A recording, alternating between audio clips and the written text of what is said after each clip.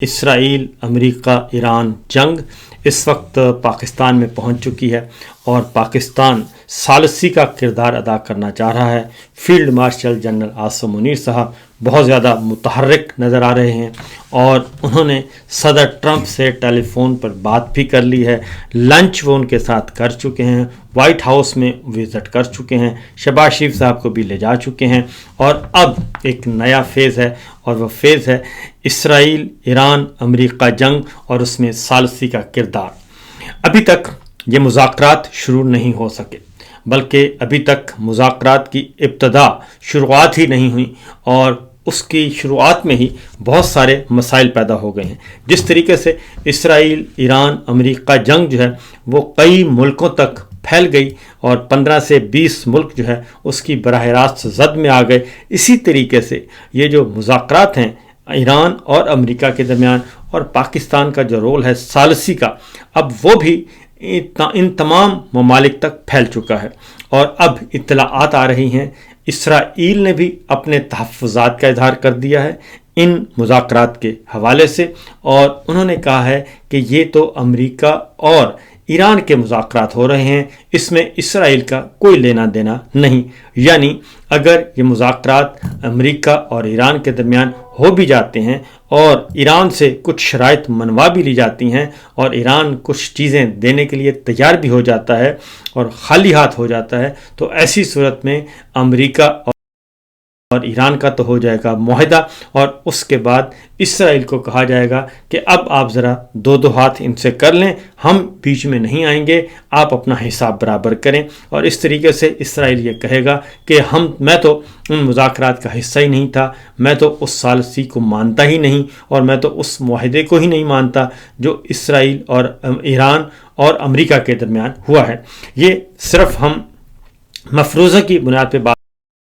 نہیں کر رہے، بلکہ آگے جا کے میں آپ کو اس کی تفصیلات بھی بتاؤں گا۔ سب سے پہلے تو یہ کہ ایران نے بھی مذاکرات سے انکار کر دیا ہے اور وہ اس طریقے سے انکار کیا ہے کہ انہوں نے کہا ہے کہ جو کوشنر صدر ٹرمپ کے جو داماد ہیں کوشنر اور وٹکوف قومی سلامتی کے مشیر، ان سے ہم بات چیت کرنے کے لیے تیار نہیں، کیونکہ ان کے ہاتھ تو ایرانیوں کے خون سے رنگے ہوئے ہیں، اس لیے ہمیں یہ وفد قبول نہیں اور یہ مذاکرات قبول نہیں ہیں۔ اس کے بعد پھر اب جو امریکہ کے نائب صدر ہیں جے ڈی وینس، ان کو کہا گیا ہے کہ اب وہ امریکہ کی طرف سے مذاکرات کرنے کی کوشش کریں گے، لیکن اس سے پہلے جو صورتحال ہے وہ یہ ہے کہ بلومبرگ کی رپورٹ کے مطابق امریکی اتحادیوں نے صدر ٹرمپ کو یہ مشورہ دیا تھا کہ یہ جو جنگ ہے یہ ان کے لیے تباہ کن ثابت ہوگی، اس لیے آپ اس جنگ سے نکلیں اور اپنے معاملات سیدھے کریں اور اگر کوئی راستہ نکلتا ہے بیچ بچاؤ کا اور کوئی سفارت کاری کے ذریعے تو اس کے ذریعے آپ گیو اینڈ ٹیک کرنے کی کوشش کریں، اور چونکہ آپ کو اس جنگ میں کچھ بھی نہیں ملنا بلکہ تباہی ہی تباہی ملے گی۔ اور دوسری جانب ایران نے سب سے اپنے معتمد قابل اعتماد جو لوگ ہیں ان کے ساتھ انہوں نے صلاح مشورہ شروع کر دیا ہے۔ ایران کی قیادت نے چین کے وزیر خارجہ سے رابطہ کیا، روس کے وزیر خارجہ سے رابطہ کیا اور ان کے ساتھ صلاح مشورہ کیا اور ان سے پوچھا کہ ہمیں کیا کرنا چاہیے، اور ان سے بھی انٹیلیجنس شیئرنگز اور ایک جو دوستوں کے ساتھ مشورہ کیا جاتا ہے وہ مشورہ کیا، اور اصلاً روس، چائنا اور ایران یہ تینوں مل کر ہی معاملات کو طے کرنے کی کوشش کریں گے۔ فرنٹ پہ بے شک ایران ہوگا، لیکن اس کے پیچھے روس اور چین کی سیاسی، سفارتی، اخلاقی اور ذہنی مدد بھی شامل ہوگی، کیونکہ یہ لڑائی میں اس ایران کی مکمل طور پر مدد کی ہے روس نے بھی اور چائنا نے بھی۔ جو اب تک مذاکرات کے حوالے سے بتا دیں جی کہ اس وقت 4 ملک جو ہیں وہ نیوٹرل شو ہو رہے ہیں اور اس میں پاکستان ہے، ترکی ہے، مصر ہے اور قطر ہے۔ ان کے ذریعے سے مذاکرات کرنے کی کوشش کی جا رہی ہے اور پاکستان میں ایران کی جو مذاکرات کے حوالے سے کہ کیا پہلا سوال یہ ہے کہ کیا واقعی مذاکرات شروع ہو چکے ہیں؟ تو اس کا مطلب ہے، اس کا جواب ہے کہ ابھی تک کوئی مذاکرات شروع نہیں ہوئے۔ اور دوسرا یہ کہ اسلام آباد میں جو مذاکرات ہو رہے ہیں اس میں پاکستان کی قیادت کون کرے گا؟ تو بظاہر تو شہباز شریف صاحب اس کا حصہ ہوں گے، لیکن اصلاً یہ مذاکرات جو ہیں وہ army chief general Asim Munir صاحب جو ہیں وہ ہوسٹ کریں گے، اور انہی کی ٹیم جو ہے وہ ہوسٹ کر رہی ہوگی۔ اس لیے شہباز شریف صاحب جو ہیں وہ صرف پیغام رسانی کا کام کر سکتے ہیں۔ مذاکرات لیکن فی الوقت صورتحال یہ ہے کہ کوئی براہ راست ابھی تک بات چیت نہیں ہوئی، ابھی تک بھی اس وقت تک جب میں آپ سے بات کر رہا ہوں تو ایران اور امریکہ کے درمیان براہ راست کوئی بات چیت نہیں ہوئی، بلکہ صورتحال یہ ہے کہ امریکہ کی طرف سے 15 مطالبات جو ہیں وہ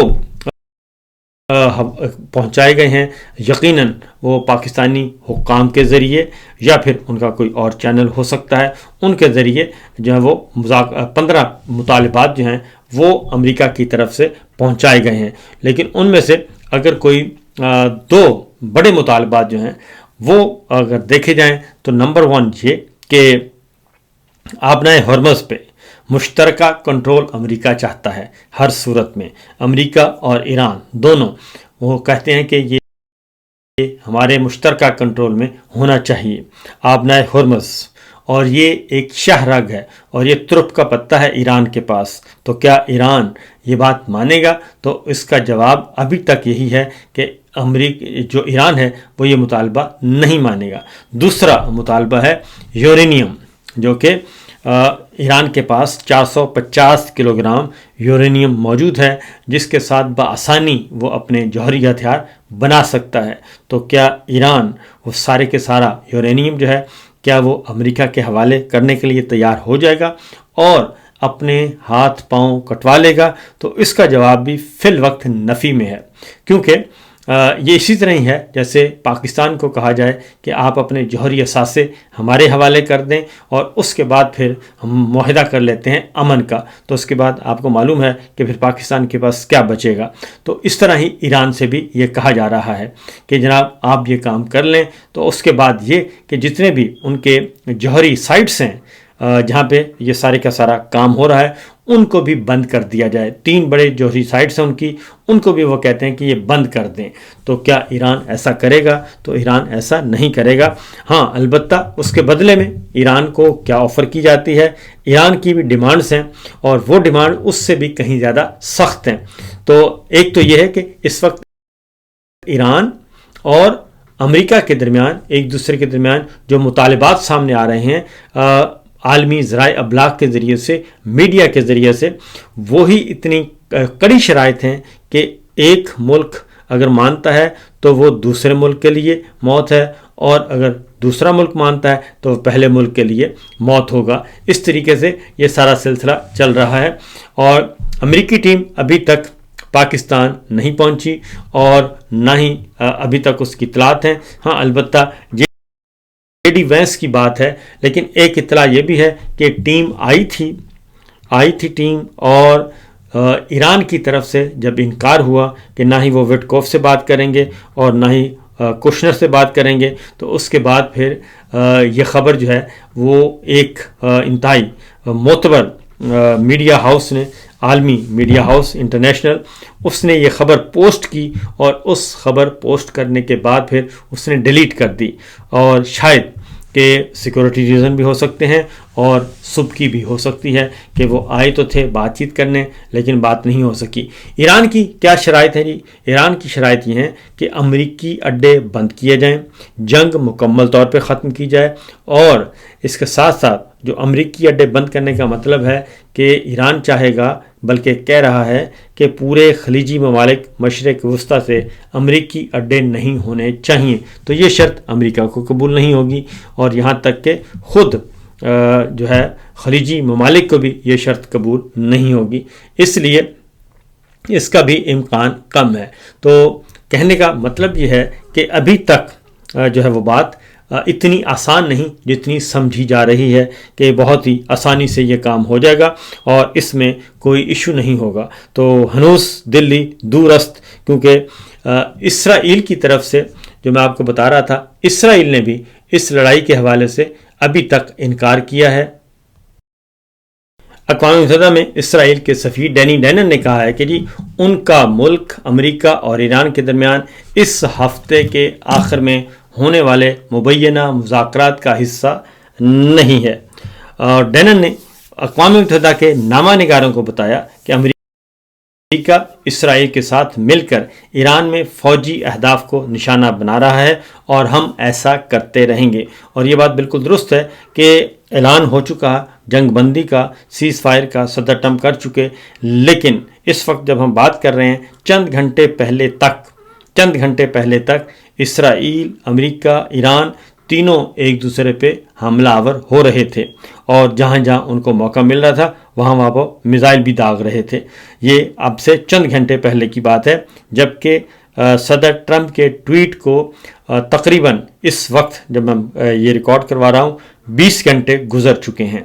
تو 20 گھنٹے گزرنے کے بعد بھی اس دوران بھی حملے جاری ہیں، جبکہ اسرائیل اور لیبنان کے درمیان، حزب اللہ اور اسرائیل کے درمیان بھی یہ حملے جاری ہیں، کیونکہ ایک اور مطالبہ جو کیا جا رہا ہے امریکہ کی طرف سے ایران سے، وہ یہ کہ اپنی پراکسیز جتنی بھی ہیں وہ بند کر دیں اور ملیٹنسی جو ہے اس کو ختم کر دے۔ کوئی بھی عسکری گروپ نہیں ہونے چاہیے اور نہ ہی کسی عسکری گروپ کو ایران مدد کرے گا۔ تو یہ بھی ایک بنیادی نقطہ ہے جو کہ ایران یہ بات نہیں مانے گا، کیونکہ اگر یہ بات مان لیتا ہے تو پھر اس کے مفادات جو ہیں، جس طریقے سے وہ اپنے مفادات کا تحفظ کرتا ہے، تو وہ ہو نہیں سکیں گے۔ تو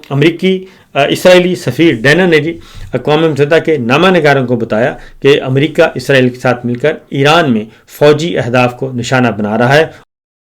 اور ہم ایسا کرتے رہیں گے۔ اور اسرائیلی سفیر نے یہ بھی کہا کہ دونوں اتحادیوں کی طرف سے ایران پر پہلے شروع کیے گئے حملوں نے بہت کچھ حاصل کر لیا ہے، لیکن ابھی بہت کچھ کرنا باقی ہے۔ اور ڈینن نے کہا کہ اسرائیل اس بات کو یقینی بنانے پر تلا ہوا ہے کہ ایران کے پاس جوہری یا بیلسٹک میزائل کی صلاحیت نہیں ہونی چاہیے۔ اور ایلچی نے یہ بھی کہا کہ ایرانی حکام نے ہفتوں پہلے کہا تھا کہ ایران کے پاس درمیانی فاصلے تک مار کرنے والے میزائل نہیں ہیں، پھر مبینہ طور پر جو ہے وہ 4000 کلومیٹر تک مار کرنے والے میزائل فائر کیے گئے، اور جہاں امریکی برطانیہ کے اہم فوجی اڈے تھے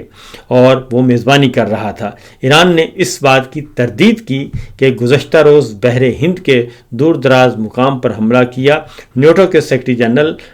جنرل مارک روٹے نے اتوار کو یہ بتایا تھا کہ اتحاد اسرائیل کے اس دعوے کی تصدیق نہیں کر سکتا کہ استعمال کیے جانے والے میزائل ایرانی بین البر اعظمی بیلسٹک تھے، تو لہٰذا یہ بھی ہے۔ دوسری جانب جناب یہ جو مذاکرات کا ڈول ڈالا جا رہا ہے، اس کے پیرالل ایک اور خبر آئی ہے، اور وہ خبر ہے کہ امریکہ جو ہے وہ مشرق وسطیٰ میں اپنے خصوصی ٹروپس جو ہے وہ بھیج رہا ہے، اور 82ویں ایئر بورن ڈویژن کا حصہ مشرق وسطیٰ میں تعینات کیا جائے گا۔ اور اس معاملے میں جو واقفان حال ہیں وہ یہ بتاتے ہیں کہ 82ویں ایئر بورن سے 1500 سے کم فوجی مشرق وسطیٰ میں تعینات کیے جائیں گے، اور یہ اسپیشل فورس ہے جی امریکہ کی، جسے تعینات کیا جائے گا، اور یہ پیراشوٹ کے ذریعے ان کو اتارا جائے گا۔ اور یہ بتایا ہے کہ یہ زمینی افواج اور ہیڈ کوارٹر کا جو ہے وہ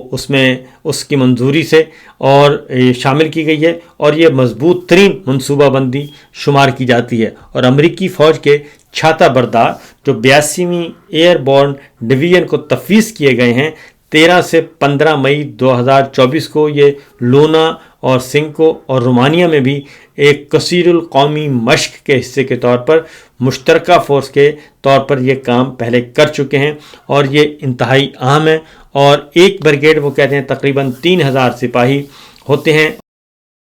اور اب یہ تقریباً 1500 کے قریب جو فوجی ہیں پیراشوٹ کے ذریعے یہ اتارے جائیں گے مشرق وسطیٰ میں۔ تو یہ پیرالل جو ہے وہ، جبکہ دوسری اطلاع ہے کہ 3000 جو فوجی ہیں وہ مشرق وسطیٰ میں پینٹاگون بھیجے گا، اور اس کی تیاریاں مکمل کر لی گئی ہیں۔